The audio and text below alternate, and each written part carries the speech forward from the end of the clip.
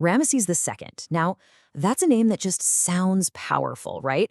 Even if you're a little fuzzy on the details, you know the legend. He's called Ramesses the Great for a very good reason. But think about it. How does a ruler from over 3,000 years ago build a brand so strong we're still talking about him today? Well, it wasn't just about military might. It was an absolute masterclass in marketing. You've probably heard of him, even if you don't realize it. You know him by his Greek name, Ozymandias. Yep, that Ozymandias, from the famous Shelley poem about the mighty king whose empire crumbled to dust. And honestly, that poem just nails it. It perfectly captures his incredible ambition and, well, what happens to even the greatest empires in the end? So that's the big question, isn't it? How did one guy, one pharaoh, manage to brand himself so effectively that his name echoes through 3,000 years of history? It wasn't magic, I can tell you that. It was a calculated mix of strategy, some seriously clever propaganda, and just a ridiculous amount of stone. Okay, so before we get to the giant statues and temples, we have to understand the man behind them. And to do that, you have to meet the warrior. Because long before he was Ramesses the Great Builder, his power was forged on the battlefield. See, his legend wasn't born in a time of peace. Oh no. It was built on an empire he had to fight for, tooth and nail, to defend and expand. And let me tell you, he did not waste any time. He was relentless right from the get-go. I mean, look at this timeline. Year 2 on the throne, he's already smashing the Shirt and Sea Pirates. By year 5, he's taking on the other superpower of the day, the Hittite Empire. He's marching into Syria, pushing deep into Nubia. The message to the world was loud and clear. There's a new, seriously tough pharaoh in town, and he means business. But here's where it gets really, really interesting. Let's talk about that Battle of Kadesh. You know, most historians today look at the evidence and say, yeah, it was pretty much a draw, a messy stalemate. But that is not the story Ramesses told. He came back to Egypt and covered temple walls with these epic carvings of him basically winning the battle single-handedly.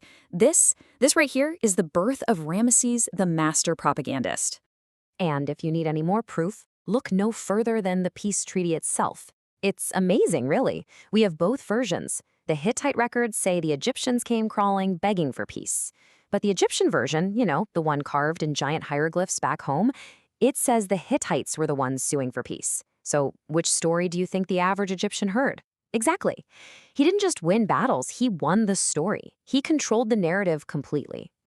All right, so the borders are secure, the enemies are quiet, and the treasury is full of gold. What's a pharaoh to do? Well, if you're Ramesses, you switch from a military campaign to an architectural one. He was about to start building his legacy, and he was going to do it on a scale that nobody, not even in Egypt, had ever seen before. Now, to be fair, he wasn't starting from zero. He came to power during the New Kingdom, which was basically Egypt's golden age. The empire was rich, it was powerful, and they were already building some incredible stuff. But what Ramesses did, he took all that potential and just cranked the dial up to 11. Way past 11, actually. So, what was his secret weapon? First and foremost, time. The man was on the throne for 66 years. Think about that, 66 years. That is an incredibly long reign. It meant he could start these massive, decades-long projects and actually see them completed. He literally outlived all his enemies and all his critics. And get this, he celebrated 14 said festivals. Now, these weren't just parties. They were these huge religious ceremonies, these royal jubilees, meant to prove the pharaoh was still strong and divinely chosen. Most pharaohs were lucky if they got to celebrate one. 14? That was basically Ramesses screaming from the rooftops that he was eternal, that his power came directly from the gods. And the sheer scale of what he built is just mind-boggling. We're talking about a single statue, the one that probably inspired that Ozymandias poem, weighing over 1,000 tons. That's one piece of rock. The whole point was to make you feel small, to just completely awe you into submission. His building program wasn't random either. It was a systematic, brilliantly executed plan. He built a whole new capital city, Ramesses. Yeah, he named it after himself. He didn't just build his own temples, he'd go to existing ones and have his name carved right over the names of earlier pharaohs. He even used this technique of super deep carvings, so it was almost impossible for anyone to come along later and erase his legacy. It was a total top-to-bottom rebranding of the entire country in his own image. But here's the crucial thing to understand. These weren't just vanity projects. They were powerful instruments of the state. And there is no better example of this than way down on the southern frontier of Egypt at the absolutely breathtaking temple complex of Abu Simbel. So before we dive into Abu Simbel, let's just define a term here: military propaganda. It's the idea of using huge, monumental buildings, not just for religion or for art's sake, but as a weapon, a psychological weapon. It's a way to project your authority, to intimidate foreign powers, and to make your own rule look unshakable. And nobody, maybe ever, was better at this than Ramesses.